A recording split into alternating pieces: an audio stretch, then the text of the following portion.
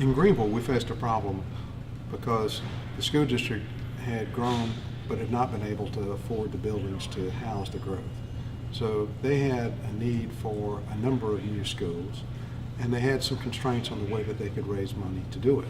So what we did in Greenville was we figured out that the amount that they had been committing to capital projects was such that if we could leverage that amount, in other words, if we could take the stream of revenues that we had and instead of using them on a piecemeal basis, could use that same revenue amount to borrow enough money to do everything at once, we'd be able to get all of our schools up to date in a relatively short period of time. The original time frame was 5 years and ultimately shifted out to 6 years.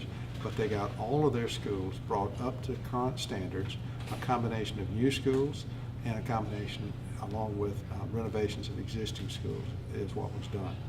The result is a school district where it doesn't matter which school you go to, they're all up to the same standards. And one of the benefits is that all of the guts of the schools were refreshed so that all of the HVAC systems, electrical, wiring, and all of that sort of stuff was brought to current standards, brought to current fire codes, brought to everything else for access by handicap and all of that. All of that was done in one fell swoop. And it was done at a cost that avoided the inflation creep that would have resulted in the traditional plan.